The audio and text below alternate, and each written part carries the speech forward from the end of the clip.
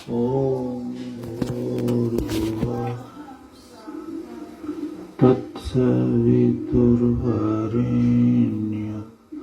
भर्गो देवस्य धीमहि धियो यो नः प्रचोदयात्। ईश्वर कृपा से और ये यज्ञ होते हैं, उसी की कृपा होती है। देखो, यज्ञ से कोई बड़ी चीज दुनिया में नहीं है।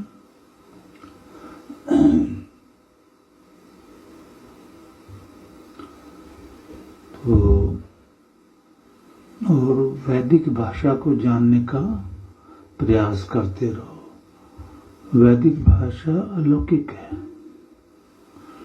उसके अगर हम हिंदी में भी अर्थ आप लोगों को बताते हैं ना, तो वो भी अलौकिक है, क्योंकि आपको इस भाषा में समझाते हैं।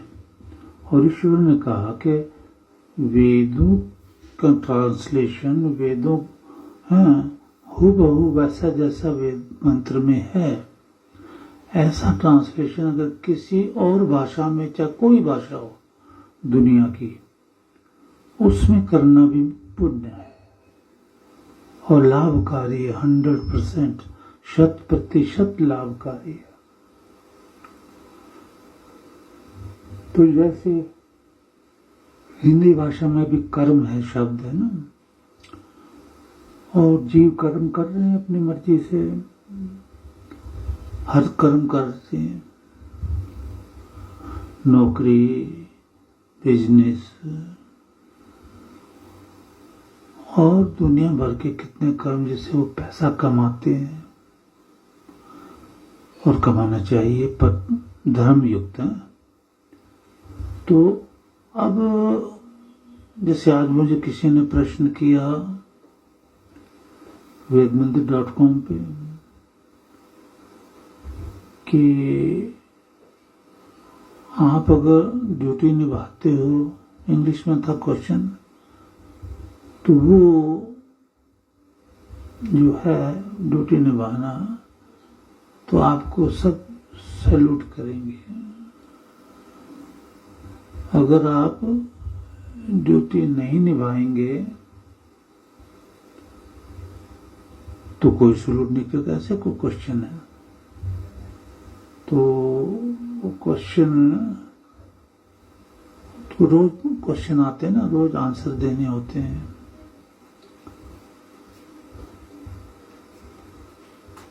इससे भी वेद मंदिर की प्रसिद्धि हुई अब काफी, बहुत तरह से हुई आजकल तो। हाँ, if you salute your duty, you need not to salute anybody, but if you pollute your duty, you have to salute everybody. अभी बिल्कुल ठीक है। तो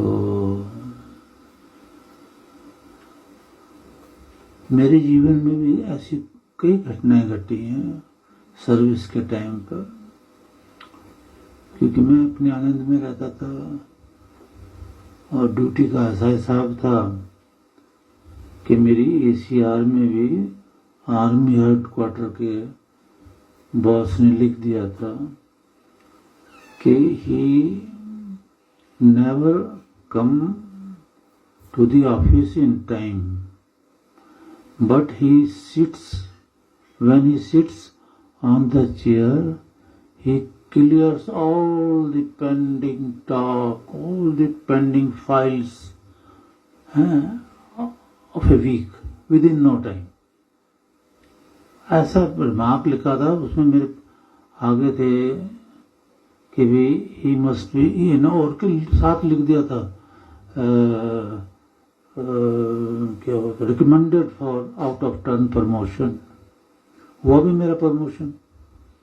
पर वही बात है कि if you salute your duty, you need not to salute anybody else. हम अपनी ड्यूटी करते थे। तो ऐसी कोई इंक्वायरी आई, किसी को रिटायर नहीं किया, वो मेरा काम ही नहीं था रिटायरमेंट का। पर वो जो इंक्वायरी वाले ऑफिसर आए थे, मैं था JNK में उस वक्त, तो वो शिमला से आए थे। अब वो हमारे जो था अच्छा खास कोई मित्र था, बेचारा वृद्ध था, सुपरिटेंडेंट था, उस वृद्ध को वो गालियां दे रहे थे, ये तेरी वजह से हुआ, ये हुआ।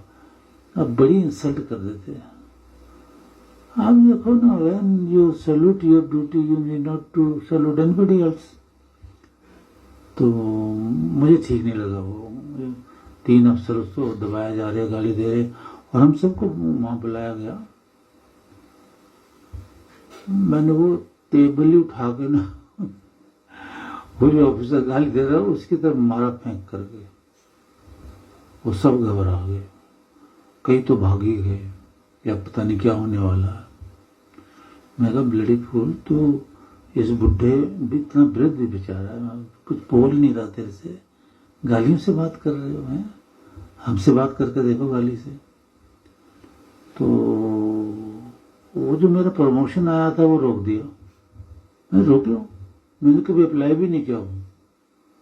वही उन्होंने फिर कोई साल बर्बाद खुद ही, क्योंकि बाकी के प्रमोशन रुक गए, तो मेरा प्रमोशन देना जरूरी पड़ गया।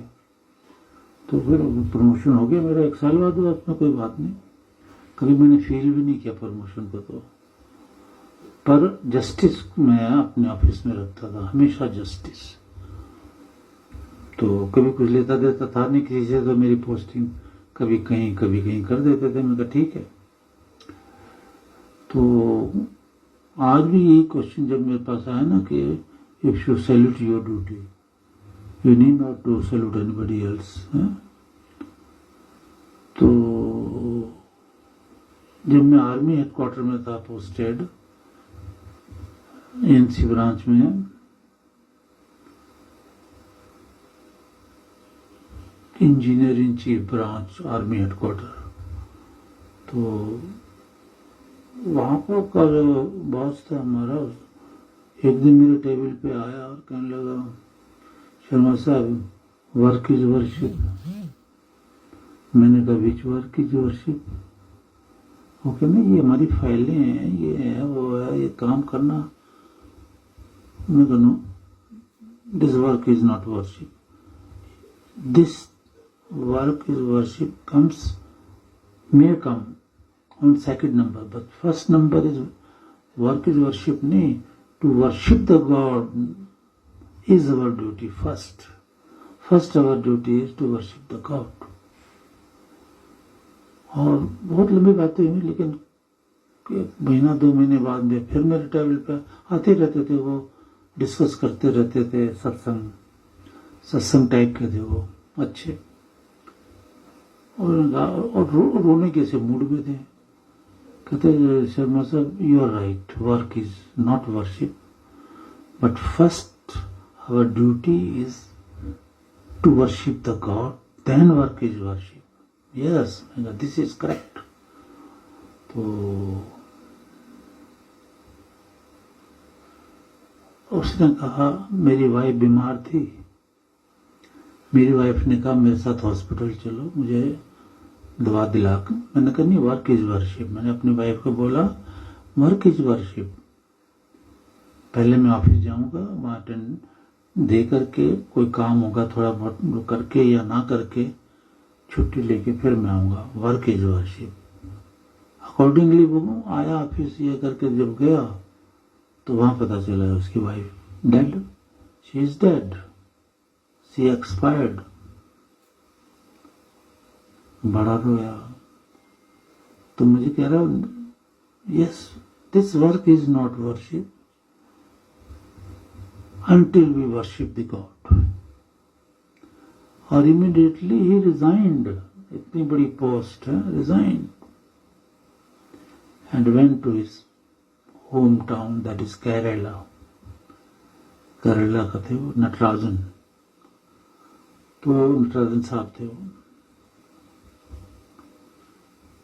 तो हमें ये समझना है कि ड्यूटी हमारी पहली, जिसने हमें जन्म दिया उसको हम पूजें रोज उठ करके, यज्ञ के द्वारा या हवन के द्वारा, वेद का एक पेज ही पढ़ लो, जो किताबें हमने लिखी हैं वो एक्सप्लेन किए हैं मंत्र, उसमें एक दो बार सुन लो, वो और ज़्यादा मुफीद मतलब फ़ायदे वाली है, क्योंकि उसमें गुरु की वाणी कान में जा रही है। आलस में या किसी न किसी कारण लोग ये सीडी नहीं सुनते, पुस्तक नहीं पढ़ते, बड़ा गलत काम करते हैं, बहुत बड़ा गलत काम। तो अभी भी मैं किताब लिखने में लगा हूँ, हालांकि सेहत परमिट नहीं करती, फिर भी यस करता हूँ, किताब लिख रहा हूँ। आज भी काफ़ी देर में आया मैं, क्योंकि उठ ही नहीं सका मैं। 10 बजे के बाद ही उठा हूँ सो के, फिर तैयार होने में लगा, देर होती है ब्रेकफास्ट में। तो शाम को लिखना शुरू करूंगा किताब। तो work is worship, no doubt, but it comes at second number. First work is we have to discharge our duties to worship the God। और ड्यूटीज का भी मैंने समझाया फिर, ड्यूटीज में ना कि वो कर्म जो वेदों में है, कर्तव्य कर्म, कर्मण्ये अधिकारे अस्ते, कर्मण्ये अधिकारे अस्ते मतलब कर्म करने में हमारा अधिकार है। वो कौन से कर्म, ये नहीं कि फाइल के कर्म, ड्यूटी के कर्म, नौकरी के कर्म या किसी, वो हमारा सेकंड नंबर पे है और करना है। उसके बगैर देश मजबूत नहीं होगा। पर वर्शिप से तो और भी देश मजबूत होता है, वो रक्षा में आ जाता है भगवान। तो first work is worship and then our duty to discharge our karmas according to the Vedas, not according to us. तो ये समझना हमने। एक लाइन बोलता हूँ, देखो। और कोई न सतावे भूख, साधु भूखे बस प्यार दे, गुरु चरना दी पूरी मिले, बंध कटन गुनाहगार दे। वास्तव में ऋषि मुनि हुए जो हैं वो प्यार के भूखे थे, आत्मिक प्यार के। जैसे अब मलकान जी चले गए तो मलकान का शरीर नहीं, हम देख रहे हैं जीवात्मा को, और आप सबकी जीवात्मा जो है उससे हमारा प्यार है। शरीर तो कह सकते हैं कि पहचान है कि जब भी इस शरीर में एक जीवात्मा रहती है, दूसरे शरीर में दूसरी तीसरे, इसलिए जीवात्मा जो है असंख्य हैं, असंख्य। उतने शरीर चींटी के, पता नहीं किस किस के, और फिर आत्मा मनुष्य के, नर नारी के, असंख्य फिर ये जीवात्मा, असंख्य शरीर है। लेकिन सेवा के साथ जो प्यार है ना आत्मा का, वो इन लोगों में है, बहुतों में है, आज बहुतों में है। बस वो प्यार के साथ जो सेवा है वही स्वीकार होती है। ज्यादा सेवा है लेकिन प्यार में कमी है, तो वो फिर स्वीकार ना के बराबर होता है लेकिन थोड़ा। पर साधु भूखे बस प्यार है, भाई कोई गुरु के दरबार में गलतियां ना करे, पाप ना करे, आत्मिक प्यार करे। तो अब कितने बेटियां हमारी, कितने बेटे हैं वो आत्मा से प्यार करते, नाम तो मैं नहीं लेना चाहता है, क्योंकि आत्मिक प्यार अमर है। वह गुरु ने 5 जन्म से ज्यादा आप लोगों की देखभाल करनी है, तो वो आत्मा ने करनी, वो आत्मा परमात्मा से मिल जाती है, इसी को मोक्ष बोलते हैं। तो जो मोक्ष प्राप्त योगी जन है वो अपने शिष्य की 5 जन्म से भी ज्यादा देख रेख करके उनको मोक्ष देते हैं। एक वेद मंत्र कभी मैं सुना रहा था आपको, गीतांजलि ने या प्रज्ञा जिन्होंने लिखा होगा जरूर कि ईश्वर कहता है अगर अच्छा जन्म चाहिए तो वो गुरु के पास जाओ, गुरु की सेवा करो अगर तुम्हें अच्छा जन्म चाहिए। तो ये वचन कैसे झूठे हो सकते हैं ईश्वर के। तो एक जो बुक लेकर आऊं इसमें भी मैंने थोड़ा भेद खोला है कि गुरु किसको बोलते हैं। पुण्यवान रास्ते पर ब्रह्मचर्य धारण करके जीव चले। जो वेदों में शिक्षा है सबसे पहले ब्रह्मचर्य है। ब्रह्मचर्येण दीक्षामाप्नोति, दीक्षा सफल होती है ब्रह्मचर्य से। ब्रह्मचर्य को जो भी भंग करता है वो दुष्टों में आ जाता है फिर कि भाई ये दुष्ट है। और यहाँ के लिए बड़े कठोर मैंने नियम रखे हुए हैं, उन्हें याद रखो कि भाई पुरुष नारी पुरुष से बात तक न करे, नजर उठा के बिना देखे, चाहे वो उसका पति है यहाँ दरबार में सिर्फ, चाहे उसका भाई है, चाहे बहन है, चाहे कोई भी। नारी में, पुरुष में, ये व्यवस्था हमने की हुई है। अब कोई नारी बाहर है जैसे और वो किसी पुरुष से बात करती है या पुरुष नारी से बात करता है, दोनों पापी हैं, दोनों महापापी हैं। क्योंकि ईश्वर की, वेद की, गुरु की आज्ञा का उल्लंघन किया उन्होंने। तो इस पाप से बचो, ये माफी का पाप नहीं है, इसकी सजा भोगनी पड़ती है एक न एक दिन, ये माफ नहीं किया जा सकता। तो बहुत वही आता है, रे मन संभल संभल पग धरी,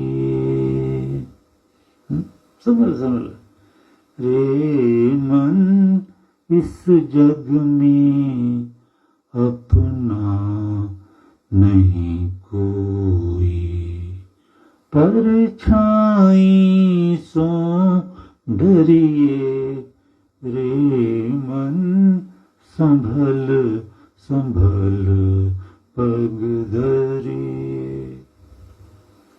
बड़ा दुर्गम पथ है। कवियों वदंती, कवि का मतलब है ऋषि मुनि।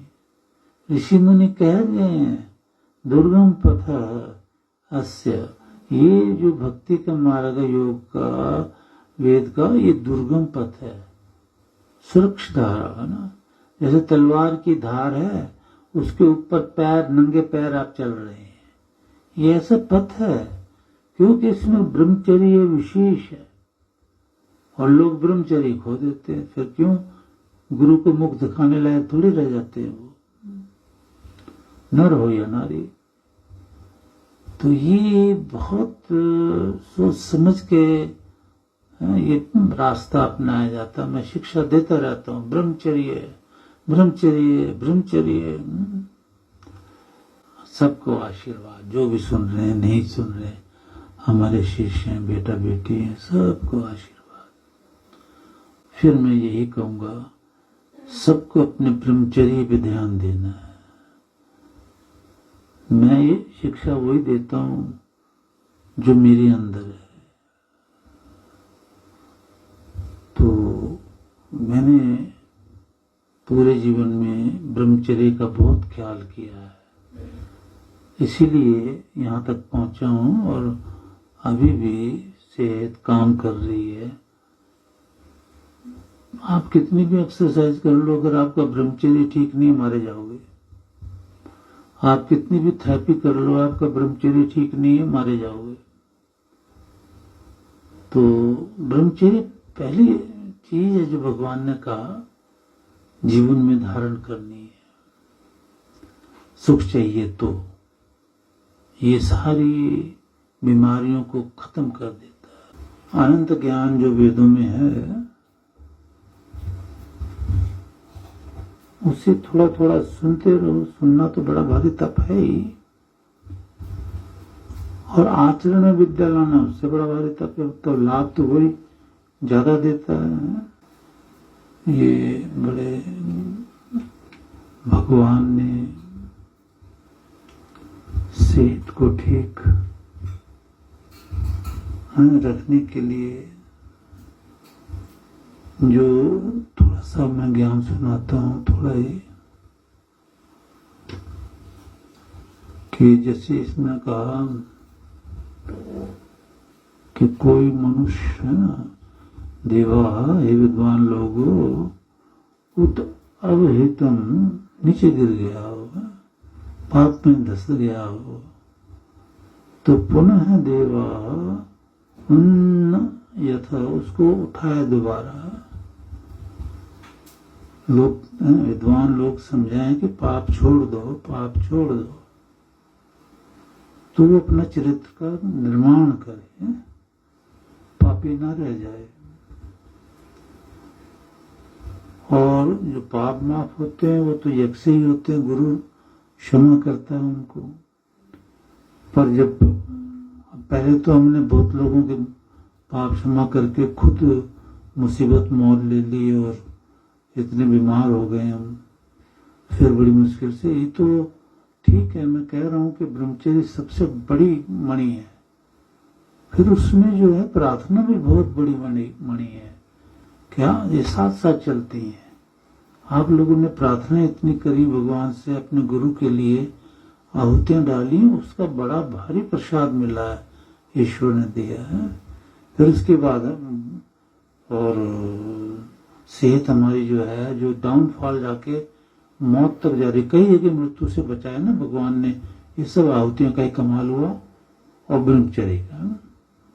तो आप देखो, दूसरा ये कि अगर ये हमारे दो ये जो दो वातो वाता, दो प्रकार की वात है, मतलब वायु है। एक श्वास अंदर ले जाओ, एक बाहर निकालो, है ना।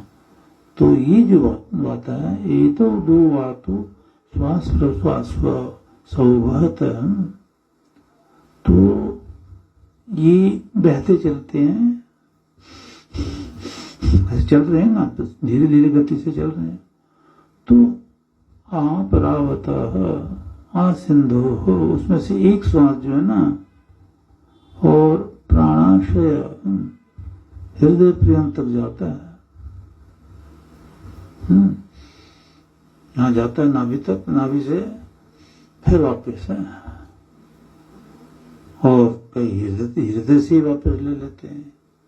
कई ऐसे होते हैं जो प्राणायाम में प्रवीण हो जाते हैं योगी जन, वो प्राणायाम नहीं करते, उनका प्राणायाम अपने आप ही होता है, अपने आप ही श्वास रुकते हैं, अपने आप ही चल पड़ते हैं, अपने आप ही बाहर जाते हैं, अपने आप ही अंदर आते हैं। वो फिर उनका अपना हर वक्त प्राणायाम चलता, हर वक्त वो अपने आप चलता है ना।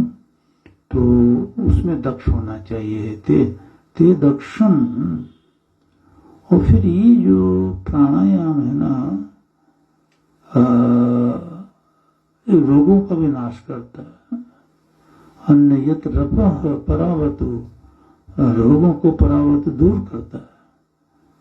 तो इसलिए ये इशारा भगवान का प्राणायाम पर है कि हम रोज प्राणायाम करें तो हमारे अंदर जो श्वास अच्छा जाता है, तो और श्वास को शीघ्र निकाल देते हैं हम, ऐसे लेते हैं श्वास, फिर श्वास बाहर निकाल देते हैं। तो बाहर जो जाती है ना वायु, वो रोगों को साथ ले जाती है बाहर, कई प्रकार के रोगों को बाहर ले जाती है जब आप श्वास बाहर छोड़ते हैं प्राणायाम करते हुए। तो ये बचपन से करना चाहिए। वैसे जब भी समझ में आ जाए, गुरु मिल जाए, सीखो और करो, है ना, प्राणायाम। अच्छा, दूसरा ये दिया भगवान ने ज्ञान कि वातः भेषजम, पता आपः भेषजम, इधर वातः भेषजम, पानी दवा है आपः, और वातः में न वायु भी भेषजम दवा है। तो वायु जो है ये शरीर को स्वस्थ करता है। ये सुबह की वायु ज्यादा लाभकारी है ना, और ज्यादातर वायु लेनी चाहिए बाहर के। ये भगवान बता रहा है ना मंत्रों में। तो जो दुख रोग है तो उसे ही वायु दूर कर दे, हमसे दूर कर जो रोग है। त्वम ही सर्वभेषज है, तू ही, हे वायु तू ही औषधि वाला है। तो तू जैसे तू गति करता है अंदर, बाहर निकलता है तो रोगों को बाहर ले जाता है, तो तू ही तो वैद्य है हमारा, हे वायु। हमारे जितने भी अंदर रोग हैं उन्हें दूर कर दे। इसका मतलब प्राणायाम करो, आपके रोगों का नाश निश्चित है। तो फिर यार कि त्वा हे रोगिन, तो हे रोगिन त्वाम शांति भी अथ अरिष्टताति भी, कि भाई तुझे शांति भी, शांति के द्वारा ना, शांति धरे वो उपायों से, शांति रखने के उपायों से, अथ अरिष्टताति भी, और तू पीड़ित भी ना हो, तुझे दुख भी ना हो, और रोग रहित जो उपाय हैं वो मैं तेरे लिए लाता हूँ, आता हूँ। मतलब तुझे शांति भी मिले, तेरे रोगों का भी नाश हो, वो उपाय हैं प्राणायाम, है ना। और दक्षम भद्रम, बल और कल्याण को आभार लाया हूँ, तेरे लिए लाया हूँ, तेरा कल्याण होगा। ते यक्ष्मम, तेरे रोगों को भी परासुआ में दूर करता हूँ। तो ये प्रार्थना भी है भगवान से, वो दूर कर देता है। वो आहुतियां आप डालते ही हो, तो औषधि भी लेनी है।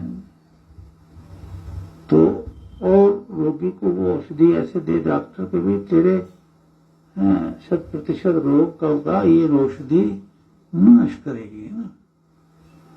तो डॉक्टर भी अच्छे होने चाहिए। अब यहाँ ये जो है संसार में देवा त्रायंताम, रोगों की रक्षा करें, रश्मियां। तो रश्मियां क्या, सूरज की जो किरणें हैं वो रोगी की रक्षा करती हैं। इसलिए सूर्य की किरणें में बैठना बहुत जरूरी। आलस में नहीं बैठ पाते, बात स्पष्ट है। लेकिन 5, 6, 7 मिनट भी रोज सुबह की धूप ले लो, बस कल्याण हो जाता है। हार्ट अटैक कभी नहीं होगा फिर, है ना। तो वो रक्षा करती है। तो सारे विश्वभूतानि, सारे अग्नि वायु जल आकाश पृथ्वी सब रक्षा करती है। तो आपको रोग रहित करती है। और जल का स्नान, जल है आप ये तो वही निश्चय से भेष ये दवाई है, स्वास्थ्य बढ़ाता है। तो आप इसको पियो भी और इसी से स्नान करो। ये आपका सर्वस्व भेष जी, सबकी दवा है ये पानी का। तो अग्नि जल वायु आकाश पृथ्वी से शरीर बना है, इसी को, शरीर को ये चीजें देते रहोगे आप, तो आपका कल्याण हो जाएगा। बोलो सच्चिदानंद घन भगवान की जय।